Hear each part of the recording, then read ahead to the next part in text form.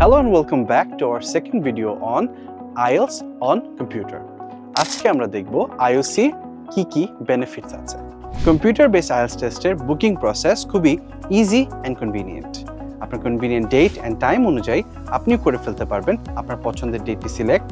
প্রত্যেকটা সেন্টারে রয়েছে enough exam rates. So more available seats.